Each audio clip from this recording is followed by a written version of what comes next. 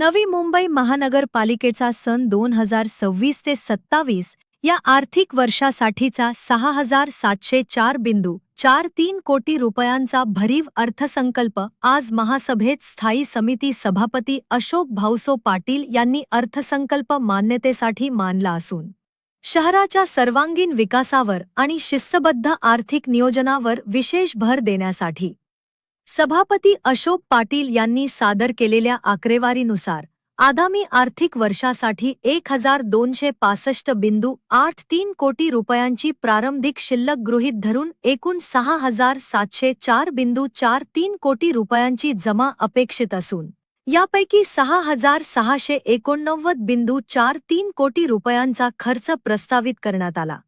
वर्षाअखेरीस सुमारे 15 कोटी रुपये शिल्लक राहण्याचा अंदाज व्यक्त करण्यात आला आहे.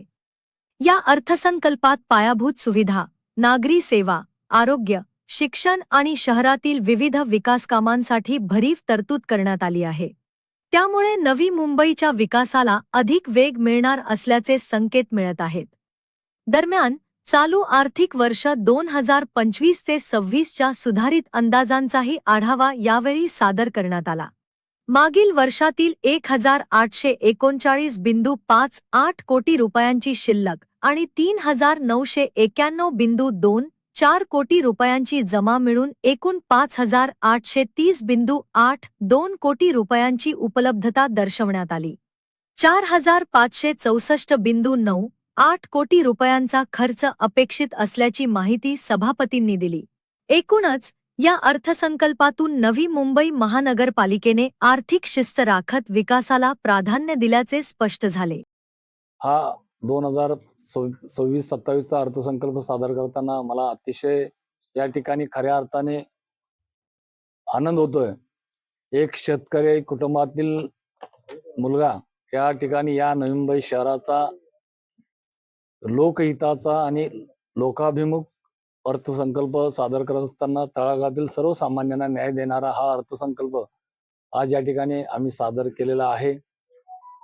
हा सादर करत असताना खरं पाहिलं तर या ठिकाणी प्रामुख्याने अनेक महत्त्वपूर्ण असे लोकहिताचे सर्वसामान्यांना न्याय देणारे या ठिकाणी आपण प्रकल्प हाती घेतलेले आहेत. आणि या अर्थसंकल्पामध्ये महत्वाचं म्हणजे या नवी मुंबई शहरामध्ये आदरणीय गणेशजी नाईक साहेबांनी या नवी मुंबई महानगरपालिकेच्या निवडणुकीमध्ये ज्या पद्धतीनं गेले अनेक वर्ष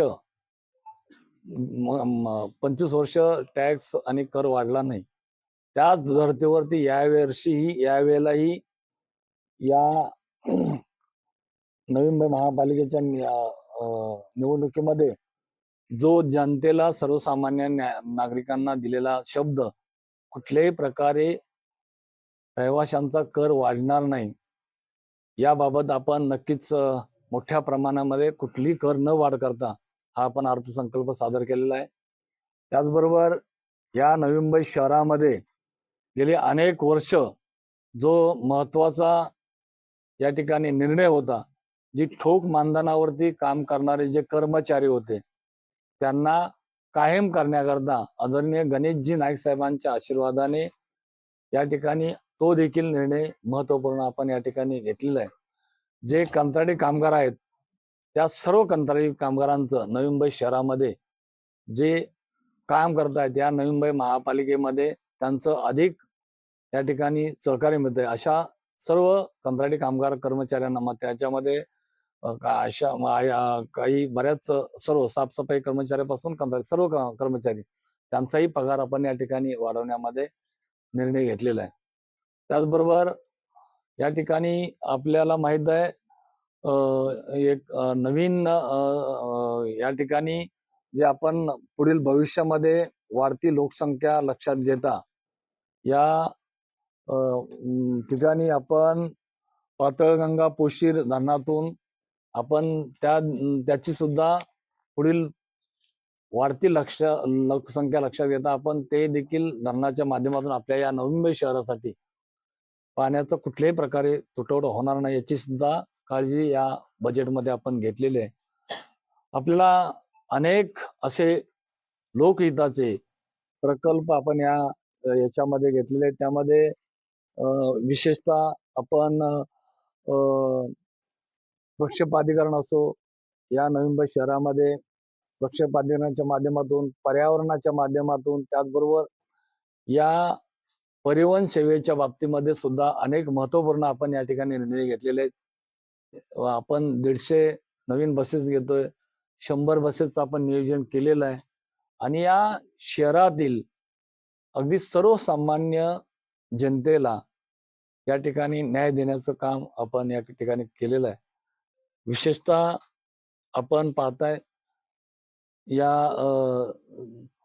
याच्यामध्ये आपण जे नवी मुंबईमधले धरण तलाव आहेत, म्हणजे होल्डिंग पॉइंट आहेत, त्या सर्व होल्डिंग पॉइंटची सुद्धा आपण या ठिकाणी चांगल्या धर्तीवरती आपण त्याचं सुद्धा नियोजन या ठिकाणी केलेलं आहे.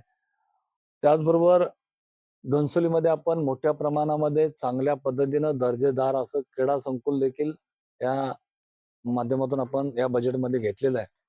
नवी मुंबई शहरामध्ये या माझ्या सर्व रहिवासी बंधू भगिनींना, तळागाळातील सर्वसामान्य नागरिकांना आदरणीय गणेशजी नाईक साहेबांचं नेहमी सातत्यानं या नवी मुंबई महापालिकेमध्ये प्रत्येक गोष्टीमध्ये जास्त भर दिला असेल तर आपण तो सगळ्यात अति महत्वाचा म्हणजे आरोग्याच्या सेवेच्या दृष्टिकोनातून दिलेला आहे. त्यामुळं आरोग्याच्या बाबतीमध्ये सुद्धा आपण अनेक सुधारणा करून आरोग्याची अधिक सुविधा चांगल्या पद्धतीनं कशा पद्धतीने देता येईल त्यामध्ये सुद्धा सुधारणा केलेली आहे. यामध्ये प्रामुख्यानं मी एक तर आपल्याला सांगेन की बर्नचं आपण डिपार्टमेंट सुद्धा आपण या नवी मुंबई शहरामध्ये आपण ते एक मोठं महत्वपूर्ण आपण हा निर्णय घेतलेला आहे की जेणेकरून त्या बर्न्स असणाऱ्या सर्व पेशंटना त्याचा तो एक लाभ घेता येईल. त्याचबरोबर ETC केंद्राचा सुद्धा दिव्यांग मुलांकरता आपण तो देखील मोठा अतिशय महत्वपूर्ण असा हा आपण या ठिकाणी निर्णय घेतलेला आहे. त्यामुळं सगळ्यात जास्त अतिमहत्वाचा बी या नवी मुंबई शहरामधील सर्वसामान्य गोरगरिबांच्या विद्यार्थ्यांकरता एक चांगलं दर्जेदार शिक्षण मिळावं